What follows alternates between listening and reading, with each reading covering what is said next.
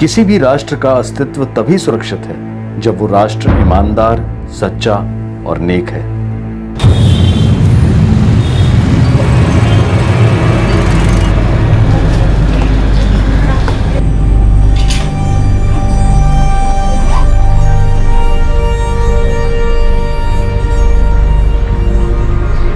लाजवंती, लाजवंती, मैं निकल रहा हूँ।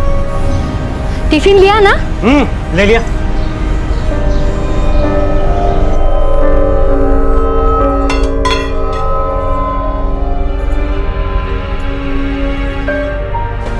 गरिमा, मैं भी निकल रही हूँ। हाँ माँ, तेरा टिफिन। ख्याल रखना। ठीक है, तो फिक्र मत कर।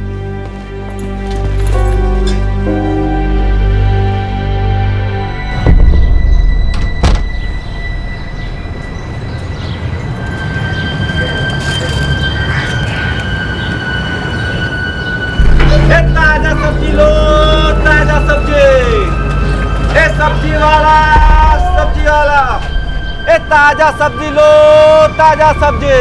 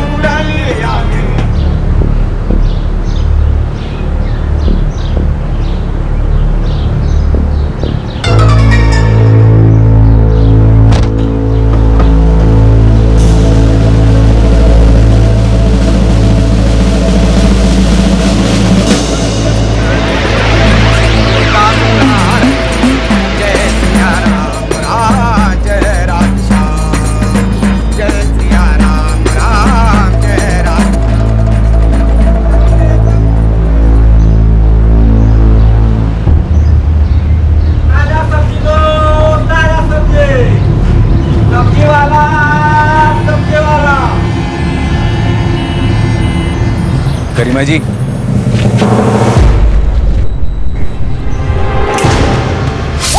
रोक, रोक। गरिमा जी, अरे अरे, संभल के, संभल के। अरे कोई रिक्शा बुलाओ, रिक्शा बुलाओ जल्दी। हमने आपको पकड़ा, आप ऐसे चलने की कोशिश करो। कुचल दो, दबा दो, गला घोट दो विरोध करने वाली सारी आवाजों का, गलत और गैर कानूनी काम करने वालों के खिलाफ उठी आवाजों का, सिस्टम को चुनौती देने की हिम्मत करने वाली आवाजों का, freedom of speech, freedom of expression, अभिव्यक्ति की स्वतंत्रता का सबका गला घोट दो। गरिमा चौधरी कोई पहली व्यक्ति नहीं थी जिसकी आवाज को दबाने के लिए हमला किया गया हो, और ना ही ये कोई पहला हमला था उस पर। वो क्या था जिसके खिलाफ वो अपनी आवाज बुलंद कर रही थी? वो क्या था जिसके खिलाफ वो कमर कस के खड़ी हो रही थी?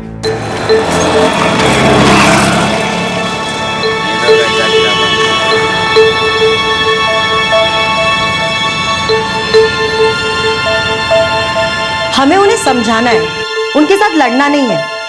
अगर हम उन्हें ये कहेंगे कि कचरा बाहर मत फेंको, तो हो सकता है वो हमसे झगड़ने लगे या उन्हें वो अपनी बेइज्जती लगे।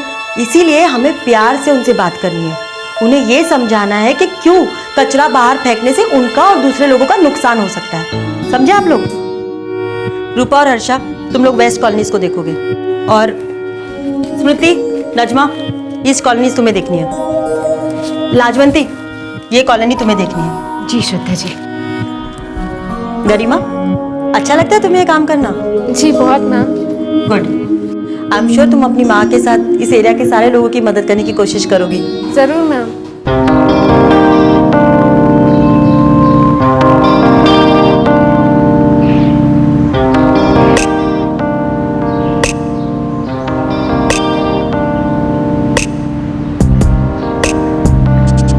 शशांक नाम है उनका, बड़े अफसर रहे वो। ऑफिस का है उनका?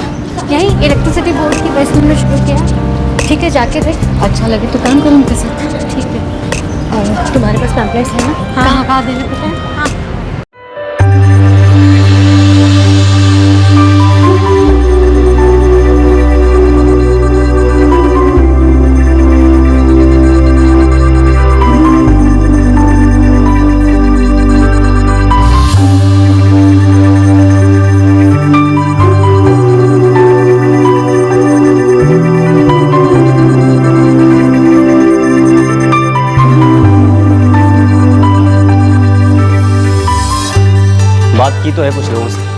कुछ लोगों ने आने के लिए भी कहा है। अब देखते हैं कितने लोग आते हैं। That's good. अब कहीं से तो शुरुआत करनी है। जी, गरिमा चौधरी, 18 साल, पढ़ाई कहाँ तक की है? 8वीं तक की है, उसके बाद नहीं कर सकी, घर में पैसे की दिक्कत थी। घर में कौन कौन है और क्या करते हैं? बाबूजी हैं, कपड़े की छोटी सी फैक्ट्री में काम करते हैं। 2 बड़े भाई हैं, एक की मोबाइल रिपेयरिंग की दुकान है, दूसरा ड्राइवर है। एक छोटी बहन भी है और माँ लोकल एनजीओ में काम करती है। वो तो इसीलिए आप यहाँ काम करना चाहती हैं? जी, मैंने माँ को काम करते देखा है, मुझे बहुत अच्छा लगता है। कई मुश्किलें आ सकती हैं और ज़्यादातर हालात मुश्किल ही होंगे।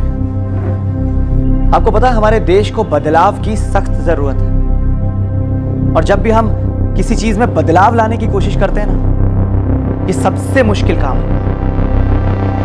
जाहिर सी बात है, जब हम अपनी आवाज़ उठाएंगे, अपना किसी बात के लिए विरोध दर्ज कराएंगे, तो 100 दुश्मन भी बनेंगे। हमारी उठती हुई आवाज़ को खामोश करने की कोशिश करें। लेकिन सर, अगर आवाज़ उठाएंगे ही नहीं तो बदलाव कैसे आएगा? आवाज़ उठा कर देखते हैं।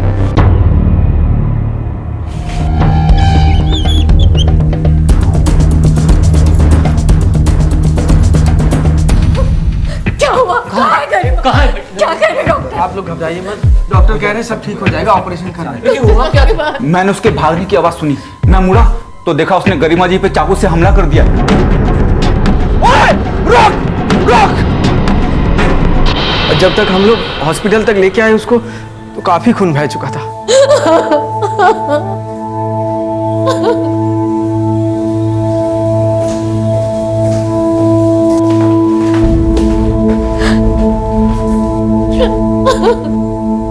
गरिमा का ऑपरेशन चल रहा है।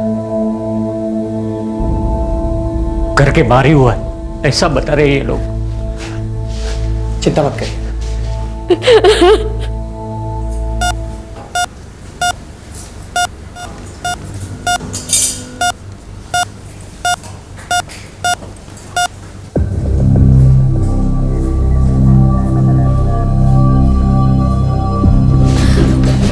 बहुत खून बह गया है, क्रिटिकल है। गला बहुत बुरी तरह से काटा गया। मैं मिल सकती हूँ उससे? जी अभी नहीं।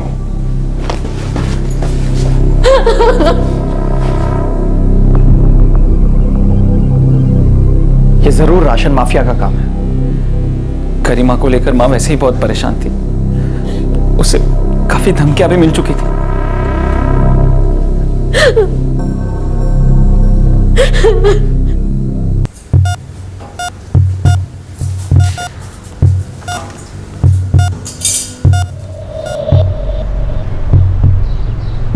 अब स्टॉक नहीं है तो मैं क्या करूं भाई? पिछले 2 महीने से यही कह रहे हैं आप। अरे शुक्र मनाओ, इतना तो मिल रहा है। हाँ, इस साल फसल अच्छी नहीं हुई है, आगे चल के और तकलीफ होने वाली है।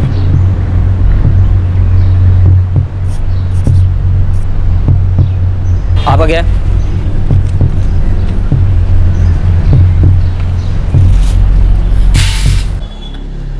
मेरे हाथ में ये 2 कार्ड्स हैं। ये पीला कार्ड है बीपीएल कार्ड और ये लाल AAY कार्ड। इस पीले बीपीएल कार्ड का मतलब होता है बिलो पॉवर्टी लाइन कार्ड, गरीबी रेखा से नीचे वाले लोगों के लिए। और AAY मतलब अंत्योदय अन्न योजना कार्ड, सबसे ज्यादा गरीब लोगों के लिए। इन सभी योजनाओं के हिसाब से इन दोनों कार्ड के धारकों को कम से कम दर पर अनाज मिलना चाहिए, लेकिन ऐसा होता नहीं। इन कार्ड्स के लोगों को मिलने और उसके बाद उन तक अनाज पहुंचने की इस पूरी प्रक्रिया में बहुत से घोटाले, गड़बड़ियां और धांधलियां होती हैं। अब हम सबका काम यहां पर शुरू होता है। हम सबको मिलकर इस जगह पे अपना ध्यान केंद्रित करना है। तो क्या हम सब तैयार हैं?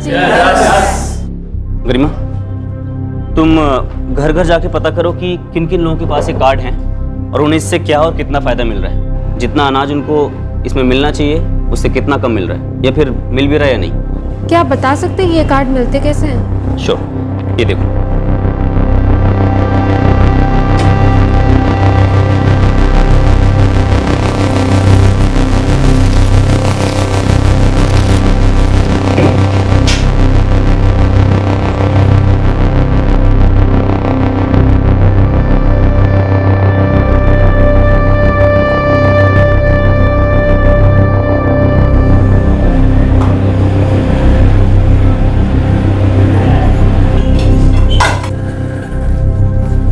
माँ, मैं 10 मिनट में निकल रही हूँ। ठीक है।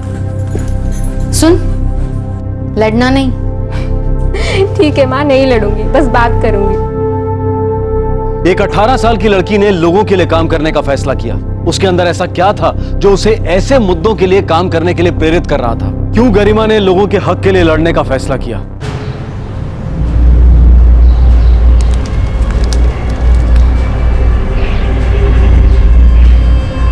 कार्ड के लिए अर्जी की थी और अभी तक मिला नहीं।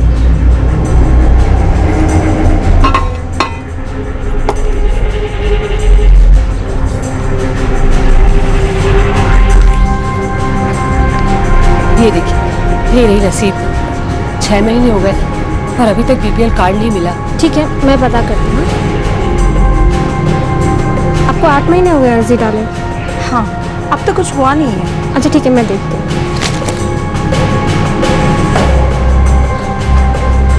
1 साल? हाँ, साल भर हो गया, फार्म भरे हुए। अच्छा ठीक है, मैं पता करती हूँ। हमारा काम अनाज बेचने का है। किसे कार्ड मिला किसे नहीं मिला ये हमें कैसे पता चलेगा? राशन ऑफिस में तो अक्सर आपका आना जाना होता है ना? वहाँ हम अपना स्टॉक लेने के लिए जाते हैं, लोगों का कार्ड चेक करने के लिए नहीं। और वैसे तुम कौन हो जो इतना सवाल जवाब कर रही हो? कोई सरकारी अफसर हो?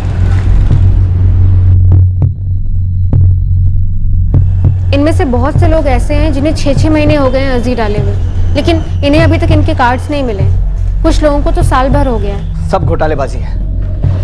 हम लोगों को पीडीएस ऑफिस से पता करना होगा। वो क्या होता है? Public distribution system.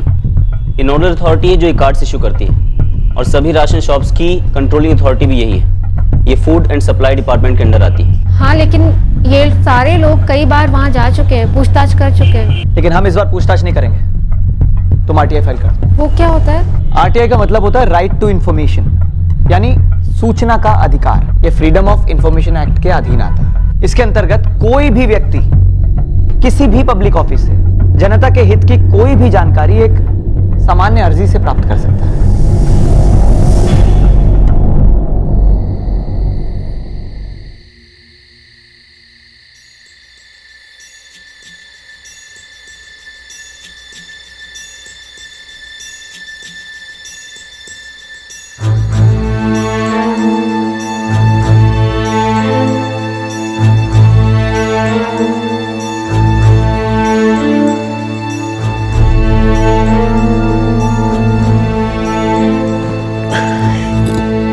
रात तक क्या कर रही है? आरटीआई डाल रही हूँ, सूचना के अधिकार की अर्जी। पता करना इतने सारे राशन कार्ड अभी तक लोगों को मिले क्यों नहीं, कहाँ रुके पड़े।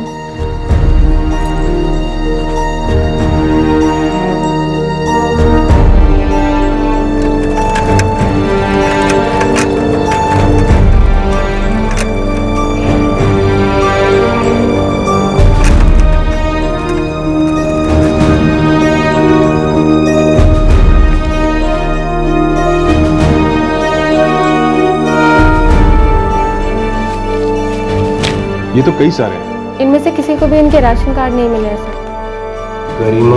गरिमा चौधरी। ठीक है, तो टाइम लगेगा। 30 दिन लगेंगे सर। आप पीआई हो, जल सूचना अधिकारी। Thank you sir.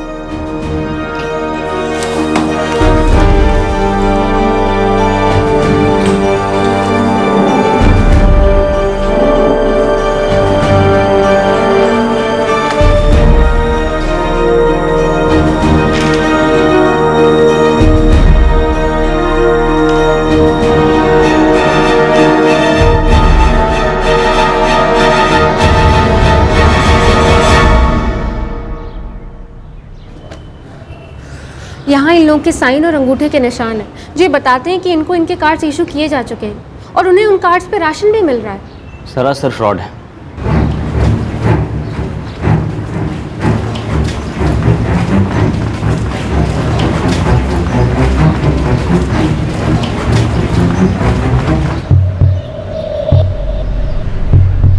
रसीद का मतलब है लोग राशन ले चुके हैं। बेवकूफ़ समझ रखा है पचौरिया जी।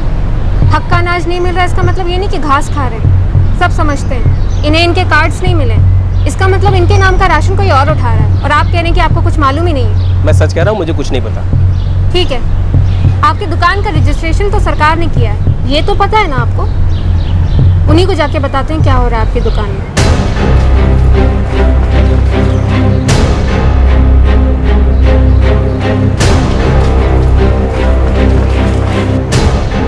धांधलीबाजी चल रही है जो पचौरिया के दुकान में हो रही है। इसके बारे में मैं कुछ नहीं जानता। कुछ नहीं जानते तो आपकी भी शिकायत दर्ज करा देते हैं।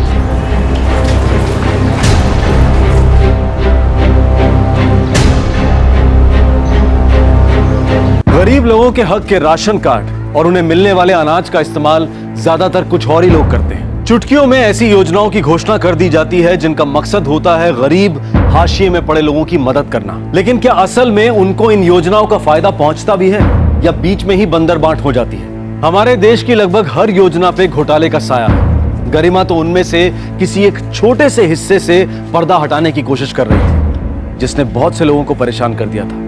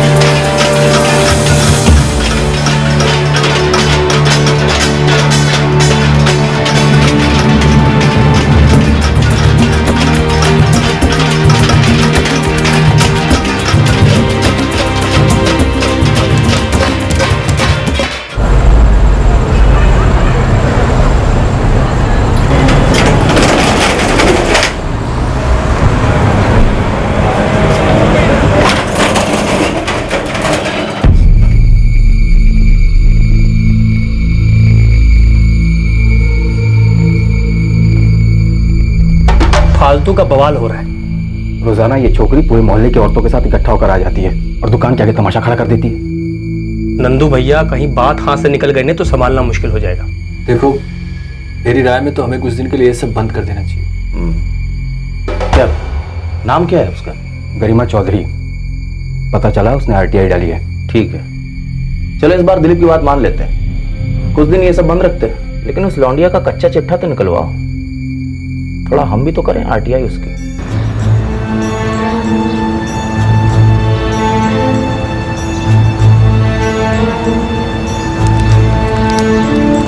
ये चावल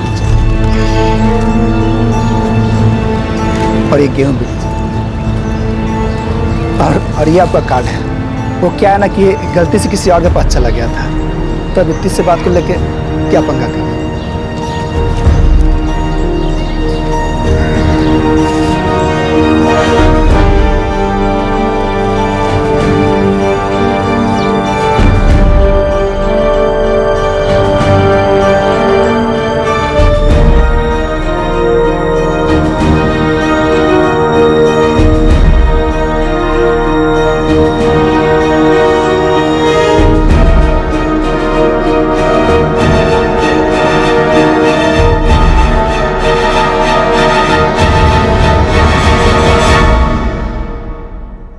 अम्मा, कम से कम 200 लोगों को उनके कार्ड मिल चुके हैं।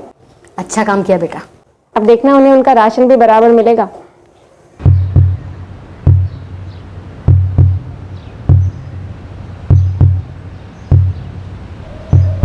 अब क्या माथाफोड़ी करने आई हो? सबको कार्ड मिल तो गया? लोगों को कार्ड मिल गया लेकिन राशन किसी को नहीं मिल रहा है। 1 महीने का 35 किलो राशन, 10 किलो चावल और 25 किलो गेहूं। तो क्या करें अब? स्टॉक की कमी है। रघु भाई से पूछ लो, उनके पास भी स्टॉक नहीं है।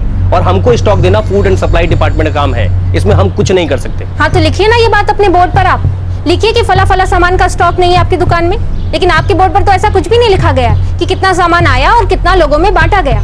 दिखाइए रजिस्टर, दिखाइए वो कंप्लेंट जो आपने फूड एंड सप्लाई डिपार्टमेंट को की है कि ये स्टॉक नहीं है आपकी दुकान में। देखो लड़की, तुम हद से आगे जा रही हो। हमें तुम्हें कुछ भी दिखाने की जरूरत नहीं है और हमें अपना काम ठीक से आता है। सालों से चला रहे हैं दुकान, ज्यादा उड़ मत, भली भली कह रहा हूं, समझ जा। ठीक है, समझ गए।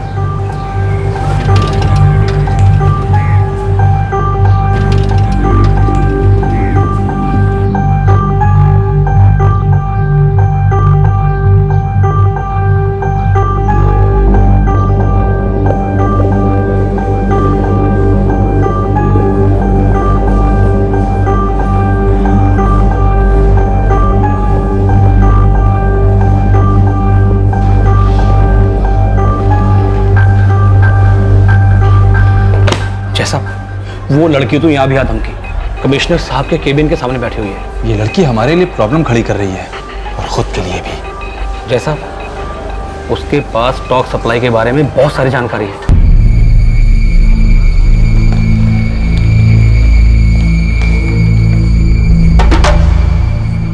आपको अंदर बुलाया मैडम?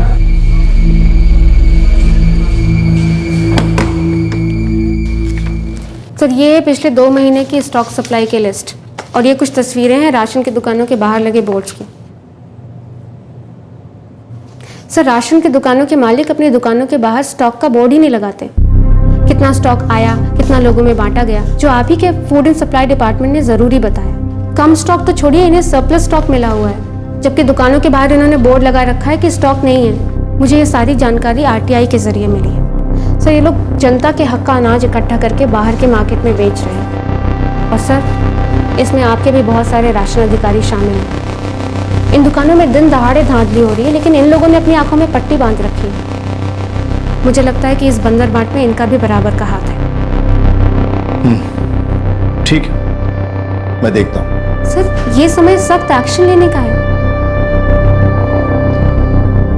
तुम्हारी उम्र क्या है? जी 20 साल, लेकिन इससे इसका क्या लेना देना है? यहाँ पे कुछ चीजें हैं जो बराबर नहीं है, ये साफ साफ दिखाई दे रहा है और आपको इसके लिए जल्दी से जल्दी कदम उठाने होंगे।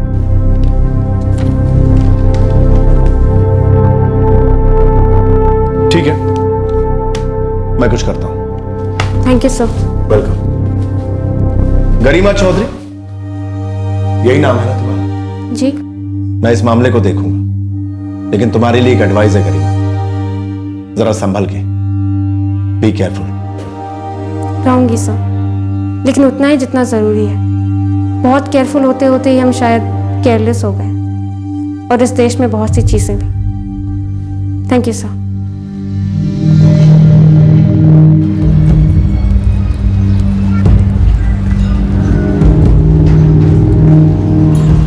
लाजवंती जी। जी नमस्कार। हमारा नाम पता जानना जरूरी नहीं है, हम जो कह रहे हैं वो ध्यान से सुनना। जी, बात क्या है? बात ये है, आपकी बेटी गरिमा जरा हद से बाहर जा रही है, ज़्यादा होशियार बन रही है, नेतागिरी झाड़ रही है। बच्ची है, जरा ध्यान रखिए उसका। अब आज़ादी की जंग तो हो नहीं रही है, तो फिजूल में शहीद होके किसी को कुछ नहीं मिलेगा, समझी? नमस्ते।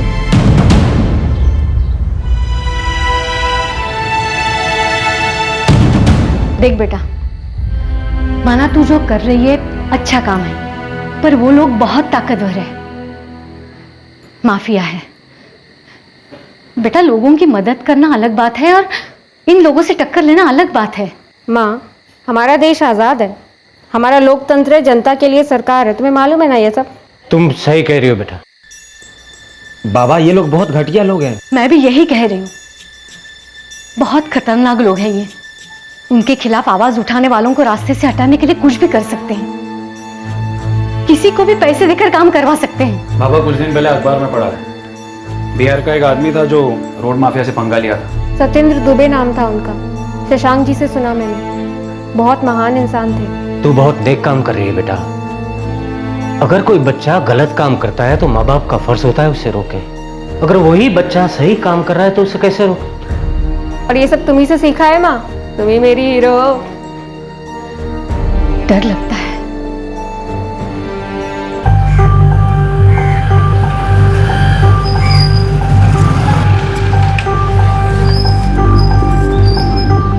गोविंद, जरा ये सामान।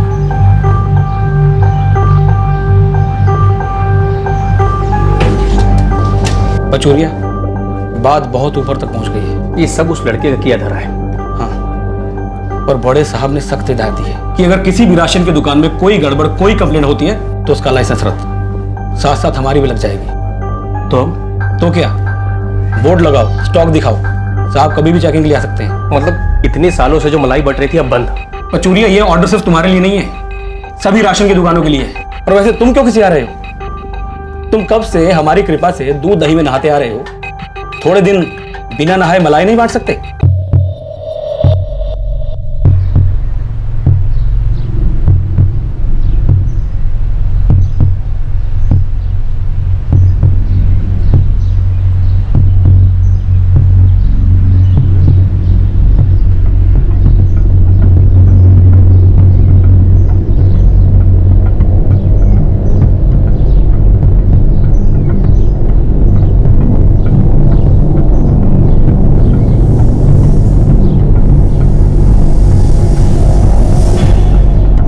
सच्ची गरिमा, तुमने हमें ना सिर्फ एक सही रास्ता दिखाया बल्कि हमारे लिए एक चट्टान बनकर खड़ी रही। तुम्ही ने हमें सिखाया कि हम हक के लिए लड़ सकते हैं। मुझे बहुत अच्छा लगा कि आप लोग मेरे साथ रहे, मेरे साथ कंधे से कंधा मिलाकर खड़े रहे। ये तो बस शुरुआत है, अगर हम चाहें तो बहुत कुछ बदल सकते हैं।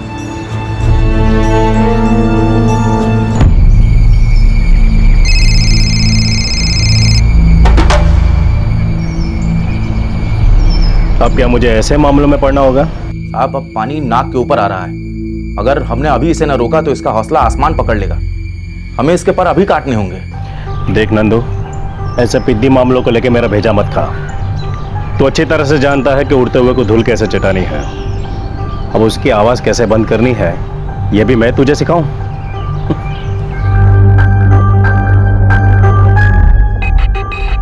नंदू भाई, दिलीप भाई, आज बोलो तो आज, अब भी बोलो तो अब भी। ये काम खुद मत करना। किसी किराए के टट्टू को बुला और उसे सुपारी दे दे। और सुन, लौंडे दूसरे इलाके से लाना, 3-4 हजार में बहुत से लौंडे मिल जाएंगे। किसी भी तरह से इस बार उस लौंडिया की दहाड़ को चुप करा दो।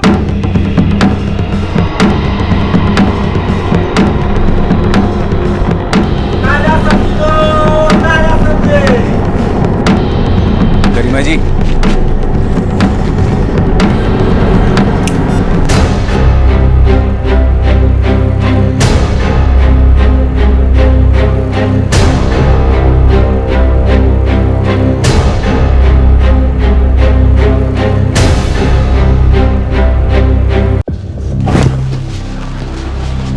अब वो खतरे से बाहर है, उसे 9 टांग के आए हैं। डॉक्टर साहब, क्या अब हम लोग उससे मिल सकते हैं? बस थोड़ी देर में हम उसे वार्ड में शिफ्ट करने वाले हैं। जी।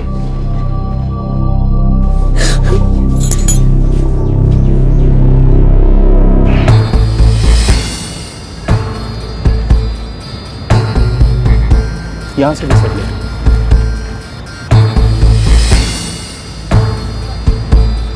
ये डब्बा वगैरह सब फॉरेंसिक डिपार्टमेंट में है। ये जो भी कुछ हुआ है साहब, एक सब्जी वाला था जिसने ये हमला होते देखा, वो अभी अस्पताल में ही। और कोई था? हाँ साहब, इस मोहल्ले का हरीश था, वो उसे लेकर अस्पताल गया। अब पता नहीं उसने ये देखा था या नहीं।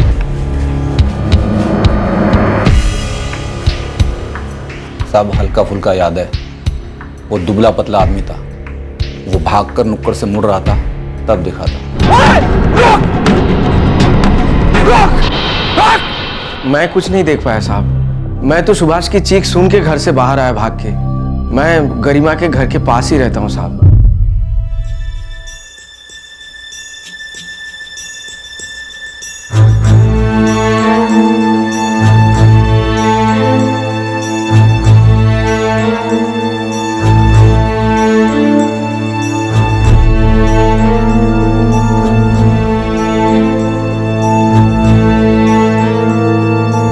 ये पक्का राशन माफिया का ही काम है, वही लोग हैं इसके पीछे। मैं सिर्फ इतना जानना चाहता हूं कि क्या गरिमा हमलावर को जानती थी? इंस्पेक्टर साहब, कैसी बातें कर रहे हैं आप? ये माफिया वाले किसी ऐसे इंसान को भेजेंगे जिससे गरिमा जानती हो?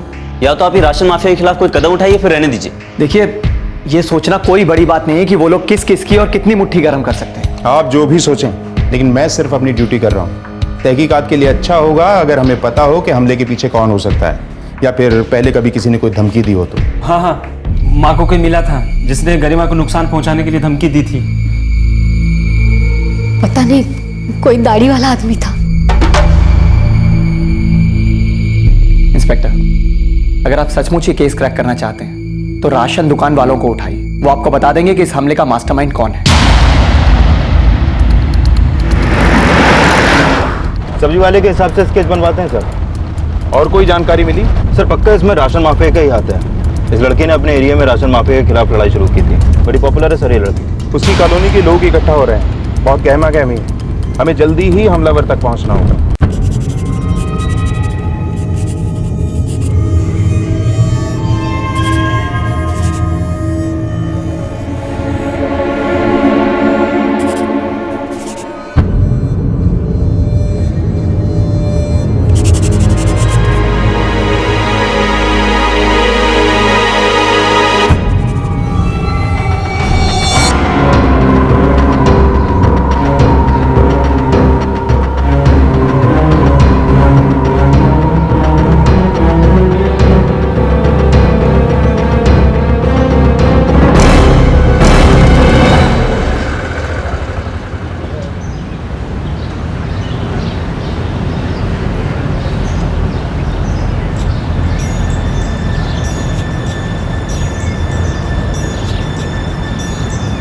तेरी ये लड़ाई हम बेकार नहीं जाने देंगे गरिमा। तुमने ही हमें रास्ता दिखाया है, अब हम किसी के आगे नहीं झुकने वाले।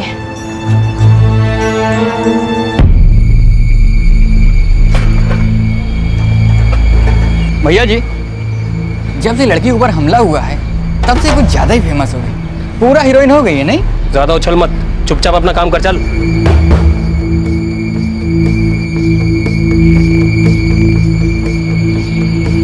बच्चे के पीछे हाथ धोकर क्यों पड़े हो साहब? तो तुम ही थे उस हमले के पीछे। साहब पीछे का तो पता नहीं, लेकिन बहुत से लोगों का हाथ ऊपर से जरूर लगता है इसमें। कोई फायदा नहीं, क्यों फालतू में बवाल खड़ा कर रहे हैं? तो वो आदमी किधर है जिसने गरिमा पे हमला किया? साहब उसको पकड़ के क्या फर्क पड़ जाए? है कहाँ वो?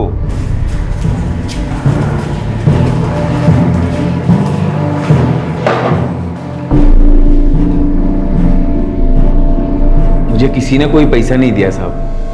मुझे नहीं पता आप क्या बात कर रहे हो साहब। तो तुमने गरिमा चौधरी पे हमला क्यों किया? साहब मैंने किसी पे कोई हमला नहीं किया साहब, मुझे फालतू उठा के लाए यहाँ पर। बोल रहा हूँ साहब, मैंने कुछ नहीं किया साहब।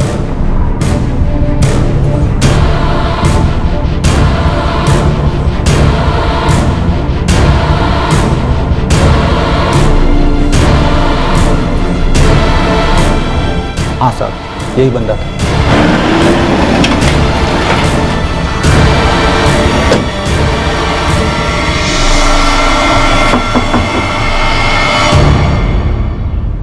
यही था वो। गरिमा जी,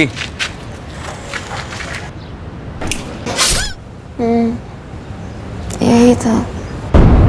थैंक यू। गरिमा ने भी उसे पहचान लिया सर, पर वो अब भी अपने बयान पे टिका है। खिला दिया होगा उसको, मुंह मत खोलना। चार्जशीट फाइल करो, देखते हैं। 4 महीने बाद अटैकर को बेल पर छोड़ दिया गया। मामला अभी भी पेंडिंग है। गरिमा चौधरी को 1 महीने तक बोलने की मनाही थी। उसके घाव भरने के लिए वक्त चाहिए था। जैसे ही गरिमा की आवाज लौटी, गरिमा का लोगों के हक में आवाज उठाने का फैसला और पुख्ता हो गया। बाबा, मैं चलती हूँ। अच्छा, कहाँ जा रही है तू? काम पे माँ। तू अभी तक ठीक भी नहीं हुई है, तेरी आवाज भी ठीक से नहीं लौटी अभी तक। माँ जो शुरू किया है उसे बीच में कैसे छोड़ दूँ? अभी तो बदलाव शुरू हुआ है। बदलाव तो आते जाते रहता है। तू अपनी जिंदगी क्यों खतरे में डाल रही है? देख बेटा, जान है तो जहान है। माँ, किसी न किसी को तो खतरे का सामना करना पड़ेगा ना, कोई तो करेगा। मैं नहीं जानती हूँ। लाजवंती, जाने दो इसे। इसका इरादा पक्का है। इसके जज्बे को कमजोर मत बनाओ।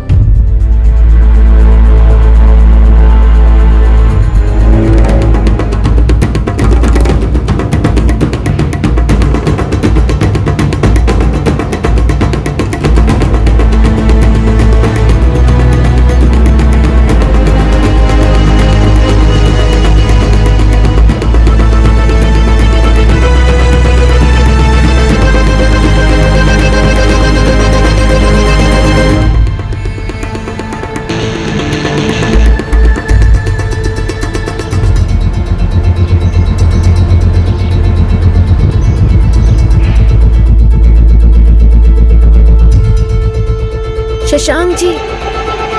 गरिमा, बहुत अच्छा लग रहा है तुम्हें वापस देख के। आप लोगों ने तो सोचा भी नहीं होगा कि मैं वापस आऊंगी। बिल्कुल नहीं। इनफैक्ट तुमने तो अभी सिर्फ जंग का बिगुल बजाया, बहुत सारा काम करना बाकी है। बिल्कुल, और बहुत उज्जवल भविष्य है तुम्हारा। आओ बेटा, कम से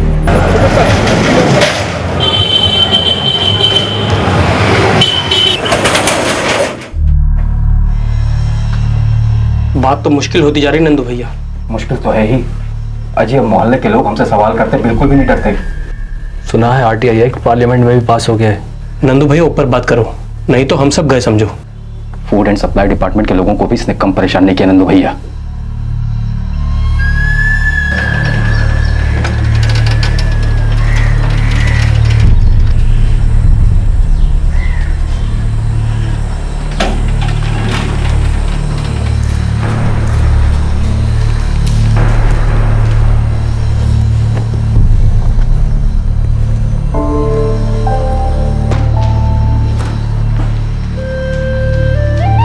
मैडम, साहब से बात नहीं हो पा रही और ऑफिस पता नहीं वो कब तक आएंगे। ठीक है, हम लोग इंतजार करेंगे।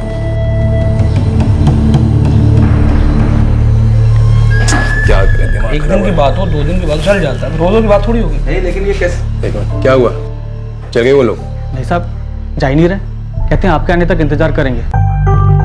इस लड़की ने ना नाक में दम कर रखा है। कितनी आरटीआई फाइल करके चैन पड़ेगा इसको? और हर आरटीआई फाइल होने के बाद हमारी लग जाती है यार।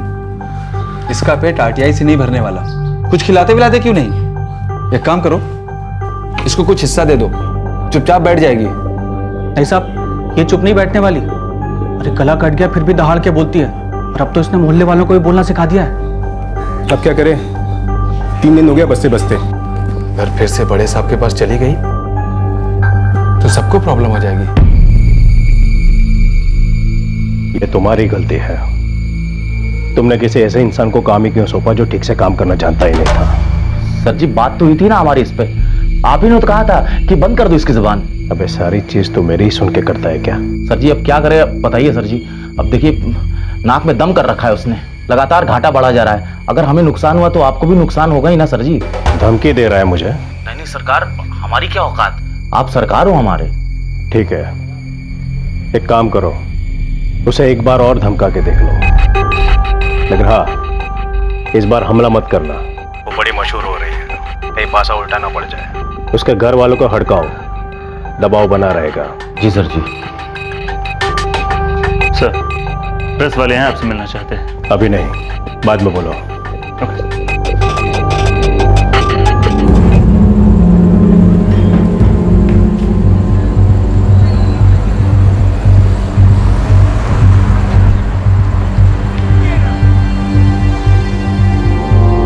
घर में जाकर बांटने होंगे, ठीक है? और लोगों को समझाना होगा कि क्यों जरूरत है इसकी। 1-1 घंटा अपने दिन में से निकालिए और लोगों को जाके पढ़ाइए। गरिमा, चल घर पे। भैया, अभी यहाँ बहुत काम बाकी है। माँ रो रही है। लेकिन हुआ क्या है, बात क्या है? अजय जी, गरिमा को लेकर माँ बहुत परेशान है। हम इसे अब यहाँ और काम नहीं करने दे सकते। लेकिन हुआ क्या है ये तो बताओ। वही तो पता नहीं, माँ है कि लगातार रोए जा रही है। माँ चाहती है कि गरिमा अभी के अभी घर आ जाए बस। गरिमा, घर जाओ और देखो माँ को क्या हुआ। भैया बताओ तो सही, बात क्या है? माँ ही बताएगी तुझे।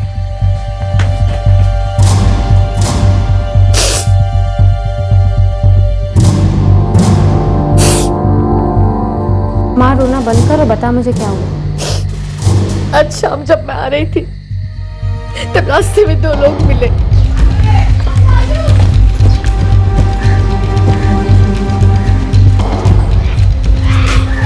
जी? गला काट दिया, बच गई। लेकिन गलत फहमी में मत रहिएगा कि आगे कुछ नहीं होगा। कौन है आप लोग? यही तो दिक्कत है, हम कौन है उससे क्या फर्क पड़ता है? तुम्हारी लौंडिया दिन भर भटकती फिरती है, कभी सोचा है कि उसके साथ क्या क्या हो सकता है? उसके भेजे में एक बात घुस क्यों नहीं रही है कि वो चुपचाप अपने काम से काम रखे? ये क्रांति वांति सब फालतू की बातें हैं। कभी कुछ फेंक दिया ना तो सब खत्म हो जाएगा। क्रांति की शांति हो जाएगी। आखिरी बार समझा रहे हैं, प्यार से समझा दीजिएगा। चलते हैं।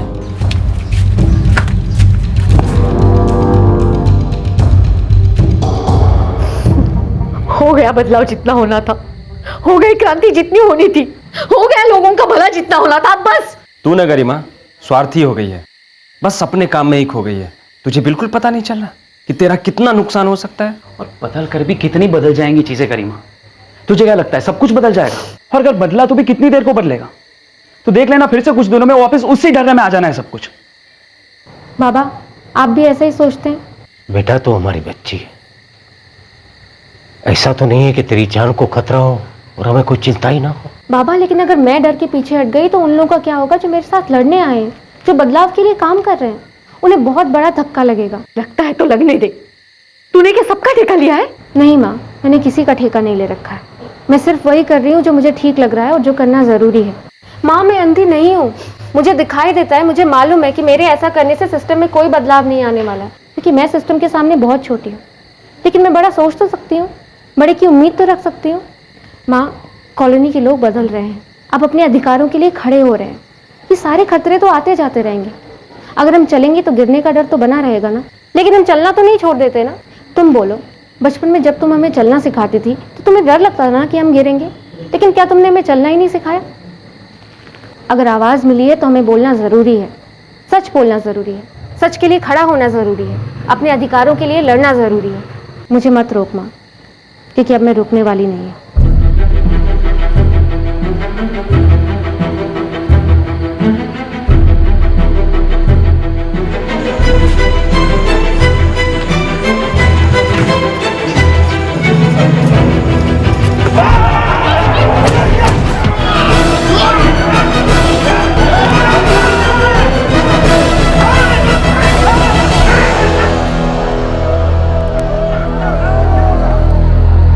इस लड़की को धमकाया गया, उस पर हमला किया गया, उसे पीटा गया, लेकिन इसने हार नहीं मानी। उसका इरादा मजबूत था जो किसी भी मुश्किल के आगे डिगने वाला नहीं था। उसकी कॉलोनी के लोग अब उसके साथ थे, क्योंकि उसी ने उन्हें अपने हक के लिए खड़ा होना सिखाया था और आज वो उसके लिए उसके साथ खड़े थे। उसके विरोधी नए नए तरीके खोज रहे थे, लेकिन सारे हथकंडे बेकार जा रहे थे। वो उसे अपने रास्ते से हटाने में नाकामयाब हो रहे थे। हाँ वो बात करना चाहता है तुमसे। मुझसे? क्यों, कौन है वो? भाई एक जर्नलिस्ट है, इंटरव्यू करना चाहता है, बहुत सुन रखा है तुम्हारे बारे में उसने। अच्छा ठीक है, मैं आती हूँ। She is coming. क्या वो सच में सिर्फ 24 की है? जी हाँ 24 की है। इनफैक्ट जब उसने ज्वाइन किया था वो सिर्फ 18 साल की थी। क्यों?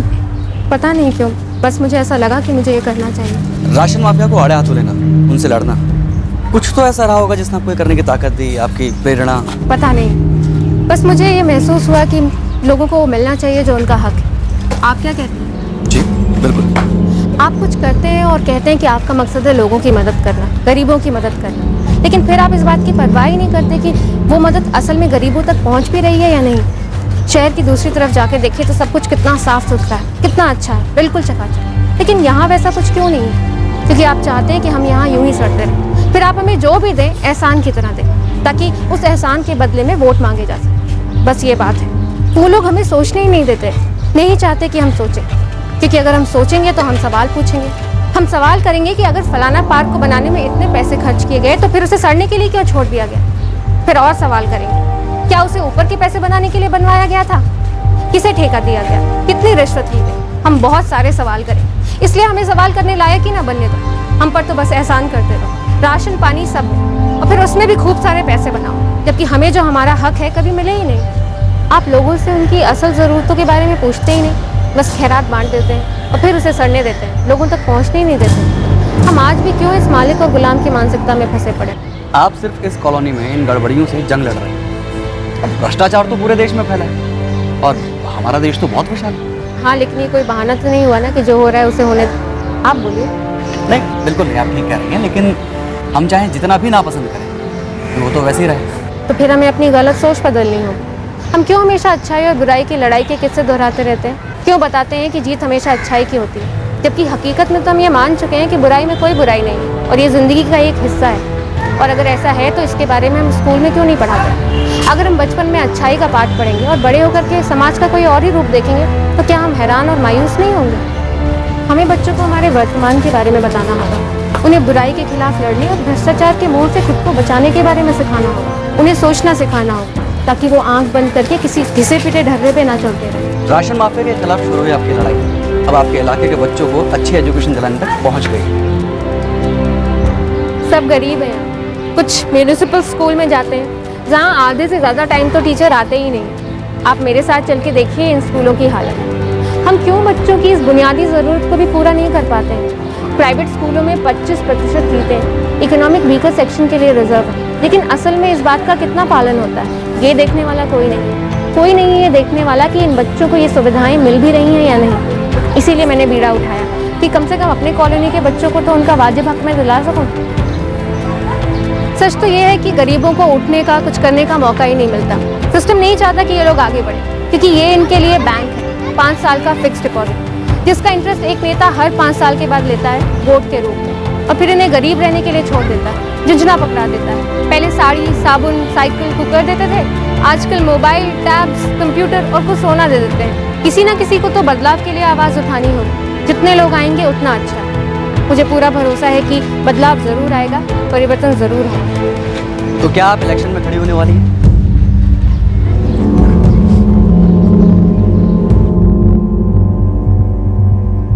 मुझे लगता है अगर हमें इस सिस्टम में बदलाव लाना है तो हमें खुद इस सिस्टम का हिस्सा बनना होगा। बाहर रह के हम सिर्फ लड़ सकते हैं, प्रेशर बना सकते हैं, लेकिन अगर किसी चीज को उखाड़ के बाहर फेंकना है तो हमें इस सिस्टम के अंदर घुसना होगा। बिल्कुल सही। हम लोग लड़ तो रहे हैं, लेकिन सच्चाई ये है कि हम एक बहुत ही बेईमान सिस्टम से ईमानदारी की उम्मीद लगा के बैठे हुए हैं। तो इसका मतलब है कि हमें सिस्टम के अंदर घुसना होगा, उनसे फैसले करवाने या फिर उनके गलत फैसलों को बदलने के लिए उनसे लड़ने के बजाय हमें खुद फैसले करने का हिस्सा बनना होगा। बिल्कुल, एग्जैक्टली। इसीलिए हम लोग अगला चुनाव लड़ेंगे।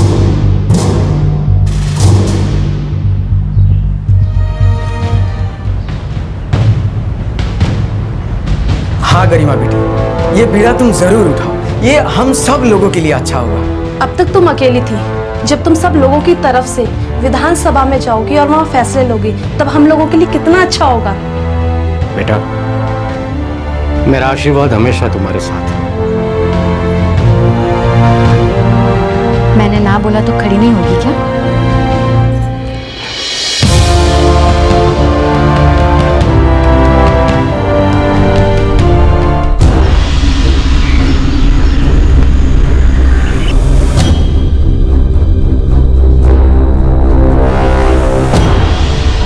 सर, वो जीत सकती,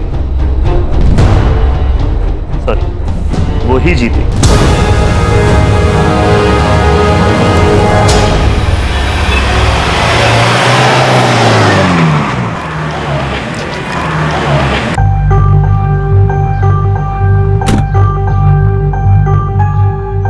तुम्हें इलेक्शन में खड़े होने की क्या जरूरत है? ये आप मुझसे क्यों पूछ रहे हैं और मैं आपको जवाब क्यों दूं? देखिए, समाज सेवा वगैरह सब ठीक है, लेकिन राजनीति बच्चों का खेल नहीं है। अगर बच्चों का खेल नहीं तो आप बेकार में क्यों डर रहे हैं? मैं डर रहा हूं? मैं सालों से राजनीति में हूं, और तुम्हें लगता है कि तुम जैसे नौसिखियों से मैं डर जाऊंगा? मैं बस इतना ही समझाने आया था कि ये काम कोई गुड्डे गुड्डी का खेल नहीं है। तुम्हारे लिए यही बेहतर होगा कि तुम अपने कदम पीछे ले लो। आज तक तुम जो करती आई हो वही करती रहो, राजनीति हम पर छोड़ दो। सालों से छोड़ रखा था सर, बदलाव की जरूरत है। ठीक है, जैसी तुम्हारी मर्जी। सोचा था शायद तुम्हारे दिमाग में थोड़ी समझ घुसा पाऊं।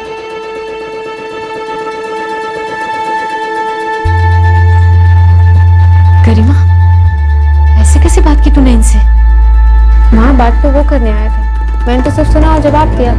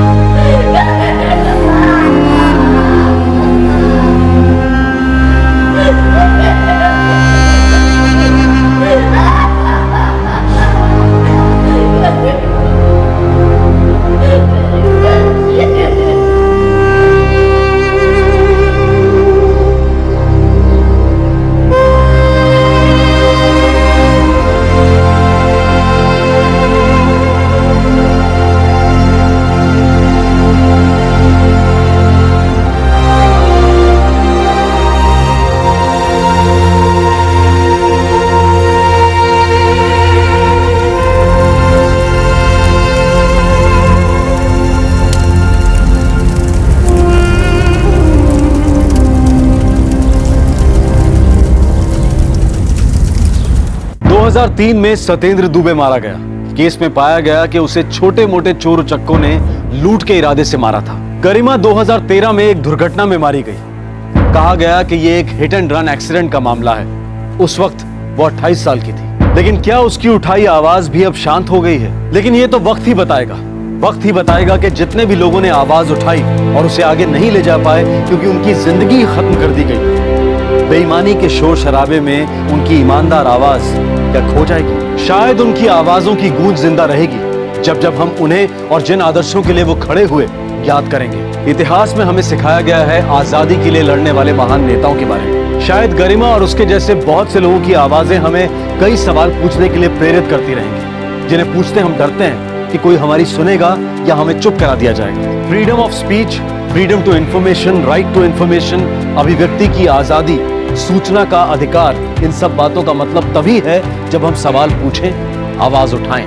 सवाल पूछें कि क्यों योजनाओं पे योजनाएं शुरू की जाती हैं जबकि उनके इंप्लीमेंटेशन के बारे में ख्याल भी नहीं किया जाता। सवाल पूछें कि जितनी स्कीम्स घोषित हुई उनमें हुए स्कैम्स का ब्यौरा क्या है, जांच कहां तक पहुंची है, जितने रुपयों का नुकसान हुआ है उसकी भरपाई कहां से हो रही है, कौन कर रहा है वो भरपाई। सवाल पूछें कि किसका धन इन स्कीम्स और स्कैम्स में बर्बाद होता है। पूछें कि हमारे चुने हुए प्रतिनिधि संसद में ये सवाल क्यों नहीं पूछ रहे हैं, क्यों इसका जवाब नहीं मांग रहे हैं और आखिर इसका जवाब है कहां। हम क्यों नहीं पूछें ये सवाल जब वो हमारे घर के दरवाजे पर दस्तक देते हैं, वोट के लिए हाथ फैलाते हैं कि क्या आवाज उठाने के अंजाम से डर कर चुप कर जाना सही होगा। इस तरह के और भी एपिसोड देखने के लिए हमारे चैनल को सब्सक्राइब करें और बेल आइकन दबाना ना भूलें।